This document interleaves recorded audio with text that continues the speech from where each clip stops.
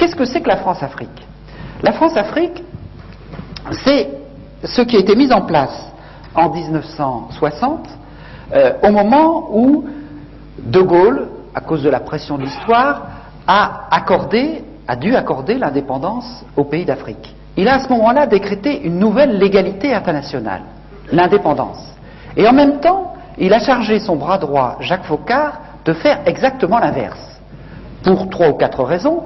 D'abord, pour maintenir le rang de la France à l'ONU avec un cortège d'États clients, pour maintenir l'accès aux matières premières stratégiques, le pétrole, l'uranium, ou aux matières premières juteuses comme le bois, le cacao, etc., pour maintenir le financement de la vie politique, parce que je vous parlerai tout à l'heure des chiffres de détournement de la rente pétrolière ou du bois, etc., ça représente des centaines de milliards. Et les affaires dont on vous parle en France, ce sont des lotos paroissiaux par rapport aux financements politiques qui viennent de l'Afrique. Alors, ça c'était la troisième raison. Et la quatrième, qui m'est apparue plus récemment à travers un certain nombre de travaux historiques, c'est le rôle de sous-traitant de la France dans la guerre froide au service du camp occidental, c'est-à-dire empêcher une partie de l'Afrique de basculer du côté du camp communiste. Donc, pour ces 4 raisons, De Gaulle demande à Jacques Foccart de faire exactement l'inverse de ce qu'il dit. Alors, c'est là qu'il faut comprendre le problème. C'est que si on décrète une nouvelle légalité internationale et qu'on fait exactement le contraire, ce qu'on fait est illégal, ne peut être fait que de manière occulte, cachée. Et c'est pour ça que toutes ces relations franco-africaines sont très majoritairement cachées aux yeux du public, parce qu'elles sont inavouables, puisque la nouvelle légalité, c'est l'indépendance. Autrement dit, la France-Afrique, c'est comme un iceberg. Vous avez 10% d'émergés, la France, patrie des droits de l'homme, meilleure amie de l'Afrique, généreuse, etc., toute une face immaculée dans la relation franco-africaine, et vous avez 90% d'immergés, qui est la réalité profonde de la réalité franco-africaine, qui est le système mis en place par Jacques Foccart et qui visait à maintenir la dépendance. Quels étaient ces moyens inavouables? Je vais très vite parce que je voudrais ensuite passer à l'actualité et puis aux enjeux actuels. Quels étaient les moyens parallèles, illégaux, inavouables de tenir cette relation franco-africaine? Le premier, ça a été de faire un grand ménage pour choisir des chefs d'État amis de la France, souvent d'ailleurs avec la nationalité française, parfois tout simplement des agents des services français comme Omar Bongo, qui vivent souvent en France d'ailleurs, tous ces gens-là. Donc on a choisi des proconsuls à la peau noire. On les a choisis comment? D'abord par une guerre civile épouvantable au Cameroun, qui a fait entre 100 000 et 400 000 morts, une guerre digne du Vietnam qui ne figure dans aucun manuel d'histoire. Ensuite, en assassinant les chefs d'État légitimes élus par la population, comme Sylvanus Olympio au Togo, qui a été assassiné par 4 sergents-chefs revenant de la guerre d'Algérie, dont l'un d'entre eux est toujours au pouvoir, et Yadema, tout cela sous la supervision de l'officier français qui était chargé d'assurer sa sécurité. Barthélemy Boganda, par exemple, le centrafricain, est mort dans un accident d'avion suspect, donc on a fait un grand ménage.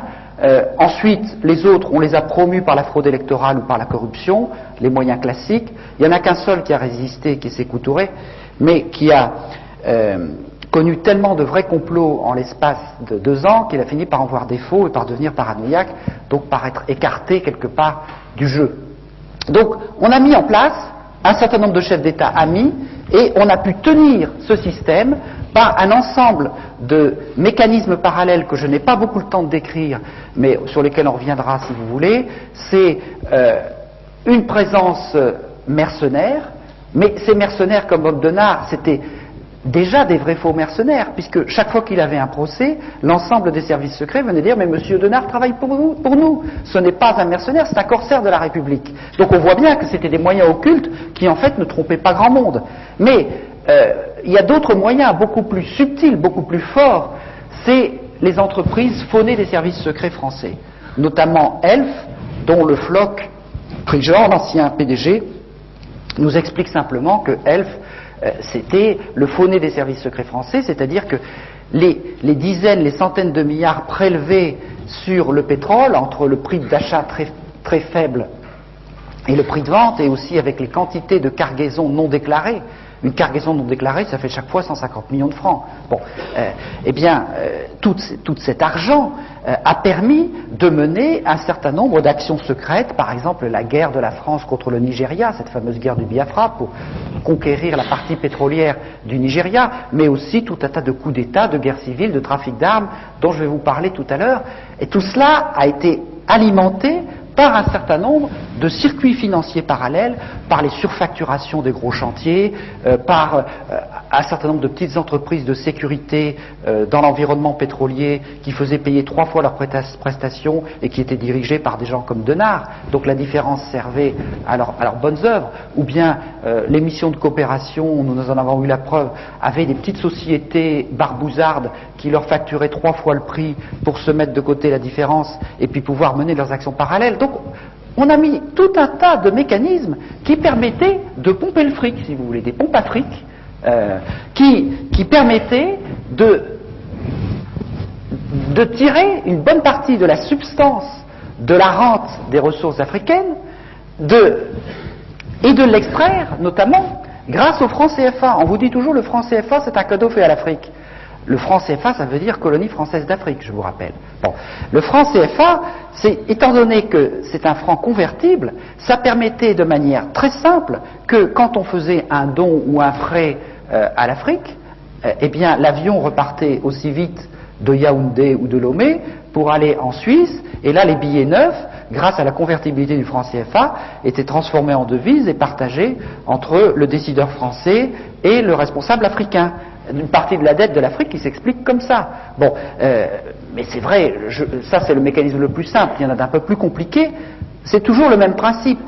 La convertibilité du franc CFA a été l'instrument le plus sûr d'extraire une grande partie des ressources de l'Afrique, et quand je parle de la rente des matières premières, il faudrait rajouter la rente de l'aide publique au développement, parce que si nous en sommes arrivés là, c'est que pendant 10 ans on s'est battu pour faire en sorte que les 40 milliards d'aide publique au développement, de nos impôts, que nous croyons servir pour l'aide publique au développement, aillent au moins en partie à destination. Et quand on s'est aperçu que ce n'était pas possible, on s'est dit, il y a quand même un vrai problème. Il y a 98% de ces 40 milliards qui servent à autre chose qu'à lutter contre la pauvreté. Il y en a la moitié qui est détournée, une autre moitié qui sert des objectifs de prestige ou de politique d'influence, et il y en a à peine 2% qui sert à lutter contre la faim ou les problèmes de pauvreté. Nous avons fait une statistique qui montre que quand vous comparez l'aide publique française par habitant avec la richesse d'exportation des pays, eh bien plus le pays est riche, plus il est aidé. Alors on ne va pas vous dire que c'est pour lutter contre la pauvreté. Plus il est pauvre, moins il est aidé. On voit bien à quoi ça sert et où va l'argent. Je n'ai pas le temps de développer ça, mais il faut bien voir que toute cette politique qui a été mise en place, donc à la fois de pillage par des moyens occultes, de présence barbouzarde. Alors chaque chef d'État avait à côté de lui un officier de la DGSE qui était chargé de veiller à la sécurité de ce chef d'État, ou le débarquer du jour au lendemain quand il avait cessé de plaire. À Namani Diori au Niger, par exemple, le jour où il est venu l'idée de vendre de l'uranium à autre chose que la France, il a été débarqué immédiatement. Quand Denard a débarqué aux Comores en 1995, il y avait des officiers de la DGSE qui étaient chargés de la protection du président en place. Eh bien, ils se sont retirés pour laisser partir le président, parce que ce président-là, Johar, avait cessé de plaire. Donc on voit bien qu'on est dans un mécanisme du degré zéro de l'indépendance, que ce soit au niveau politique, au niveau monétaire, au niveau économique, au niveau militaire.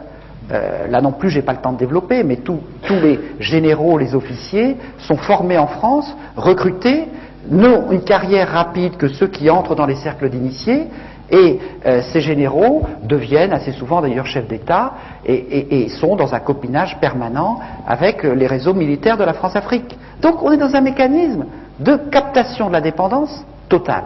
Pour vous donner un dernier exemple qui est le plus caricatural, enfin peut-être pas, mais le plus actuel, c'est ce qui se passe au niveau des élections depuis 1990. Parce que, vous comprenez, dans la mesure où on met ici en place des chefs d'État amis et on leur dit « enrichissez-vous, confondez l'argent public et l'argent privé, donnez l'exemple de la corruption ». Dans la mesure où on dit ça à ces gens-là, on comprend bien que le développement, il n'a pas été très loin. Si vous passez du service public qui restait un tout petit peu au moment des indépendances au self-service public généralisé, si vous avez cette corruption qui monte, en plus la baisse du cours des matières premières, et puis ensuite, je vous expliquerai le scandale de la dette, vous voyez bien que ces dirigeants, quand est arrivée en 1990 une incroyable poussée démocratique en Afrique, ils ne pouvaient pas dire au peuple « élisez-moi parce que je vais faire le bien et le développement du peuple ». Et à ce moment-là, ils se sont mis, et j'en dirai quelques mots, à utiliser l'arme ultime du politique, qui est l'arme du bouc émissaire, l'arme de la manipulation de l'ethnisme, en disant si vous votez pas pour moi, ce sera l'ethnie détestée qui va venir prendre la place à ma place, et c'est ce qui s'est passé exactement au Rwanda, ce qui a failli se passer en Côte d'Ivoire, et qui menace un certain nombre de pays d'Afrique.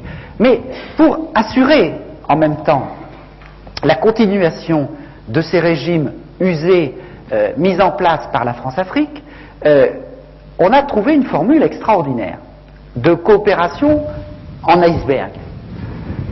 Mitterrand a déclaré en 1990 « Vive la démocratie en Afrique », je résume, on va vous aider, on va vous fournir des urnes transparentes, des bulletins, pour que le peuple puisse élire ses dirigeants.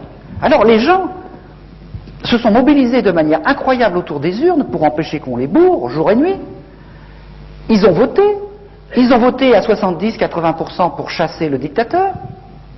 Et puis en même temps qu'on faisait cette coopération à ce niveau-là, on envoyait dans la capitale, auprès des ordinateurs chargés de centraliser les résultats, des coopérants très spéciaux issus des réseaux Pasqua ou de la mairie de Paris, où en fraude électorale on est relativement adroit, et avec des logiciels un peu spéciaux, on faisait en sorte que les 80% de votes contre le tyran se transforment en 80% de votes pour le tyran, ou en 52% s'il était modeste. Donc, et cela, ça s'est passé dans 50 élections majeures en Afrique, au sud du Sahara. Il n'y a eu que 2 ou 3 exceptions au début, quand la France-Afrique a été prise par surprise au Bénin, au Congo-Brazzaville, etc. Et puis, 2 ou 3 à la fin, quand des peuples ont trouvé la parade. Au Niger, par exemple, il y avait un dictateur installé par Focard, il a été renversé, la France a hurlé à l'interruption du processus démocratique, n'est-ce pas, puisque le dictateur a été renversé. Et donc, les officiers qui avaient renversé le dictateur ont organisé des élections tout seuls, et ça a été les élections les plus incontestées d'Afrique depuis 40 ans. Bon, au Sénégal, où il y avait un régime ultra corrompu, ils ont trouvé la parade en jumelant les téléphones portables et les radios locales, ce qui fait qu'ils ont annoncé en direct les résultats, court-circuitant les manœuvres qui se passaient à ce niveau-là avec les réseaux france-africains. C'est d'ailleurs pour ça qu'on a retardé l'apparition des portables au Tchad. Bon, donc on a mis en place un tas de systèmes qui permettaient, et c'est le cas, je ne vais pas vous détailler toutes ces élections, mais ceux qui connaissent un peu l'Afrique le savent, ça a été le cas au Cameroun, au Gabon, au Togo, à Djibouti, en Mauritanie, encore récemment au Bénin, et c'est ce qui est en train de se jouer à Madagascar, où il se passe des choses absolument extraordinaires ou monumentales, où il y a un mouvement depuis 3 ou 4 mois pour affirmer la légitimité d'une élection contre une pseudo-légalité d'une commission constitutionnelle totalement bidon. Et si le peuple de Madagascar gagne, c'est quelque chose de très important pour l'Afrique parce que ça va donner des tas d'idées à beaucoup de gens. Donc je vous invite vraiment à soutenir le combat du peuple malgache parce que c'est un combat absolument décisif pour l'Afrique. Parce que c'est un combat pour essayer de vaincre cette fatalité imposée de l'extérieur, et vous observerez bien entendu que la France prétend qu'il faut défendre la légalité dans l'affaire. Bon, la France pour ça. Pourquoi? Parce que Madagascar a des émeraudes, parce que Madagascar a un tas de choses qui passent toujours pour le financement des partis politiques.